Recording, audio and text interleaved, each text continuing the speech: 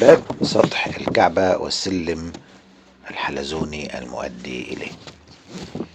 أول حاجة احنا هنتكلم إن في باب التوبة موجود داخل الكعبة. من الداخل باب صغير بيقع في الشمال من كعبة خلف الميزاب.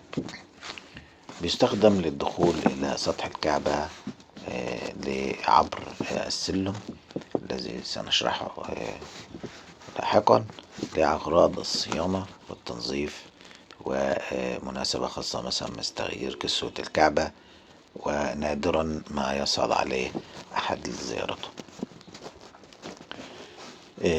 تاني حاجة السلم اللي هنتكلم عليه الحلزوني ده بيبدأ من باب التوبة. هو سلم حلزوني لولبي دائري معدني بيلتف حول عمود مركزي، بيوصل من باب التوبة إلى باب سطح الكعبة.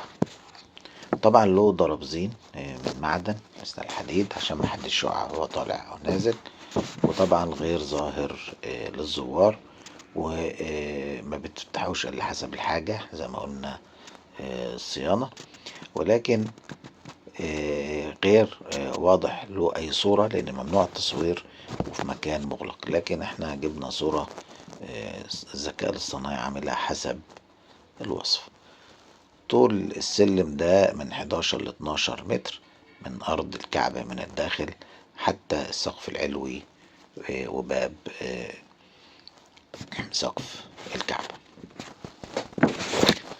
طبعا الباب ده نطلع بقى للباب. طبعا الباب ده في آخر الدرج خالص يودي إلى سطح الكعبة. باب صغير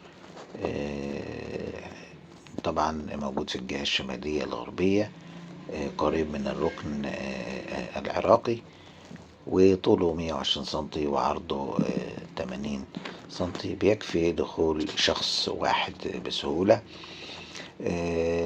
مصنوع من خشب الساج أو ناس قالوا مصنوع من معدن، ومطلي بالنحاس، ولونه زي الذهب.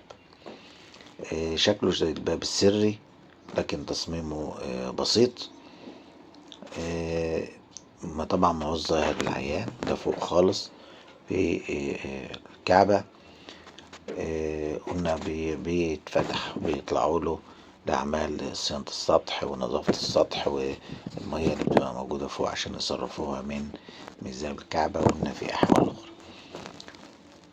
اللي طلع على سطح الكعبة. طبعا سطح الكعبة محدش بيطلع عليه لأن مفيش لا فيه أي عبادات أو أي حاجة بتتعمل فوق، لكن في بعض الملوك والرؤساء طلعوا زي الملك فيصل والملك سلمان، حتى الزعيم جمال عبد الناصر طلع فوق سطح الكعبة. طبعا الباب ده له مقبض وله قفل داخلي من الداخل. بتفتح الباب بتلاقي نفسك فوق سطح الكعبة. طبعا سطح الكعبة ده سطح مسطح مفهوش اي حاجة الا الميزاب اللي هو المزراب بتاع الكعبة جنب الباب ده، وفي ضربزين حوالين سطح الكعبة طوله متر. الضربزين ده خاصة بيحمي الميزاب وما حوله.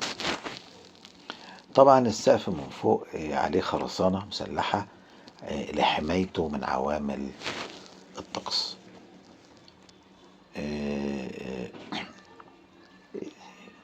الإضاءة طبعا جوه السلم من تحت من باب التوبة لفوق مفيش إضاءة دائمة خالص، ولكن لما بيحصل أعمال صيانة أو تغيير كسوة الكعبة أو زيارة أو حاجة بيجيبوا إضاءة مؤقتة. وإلى حلقة أخرى.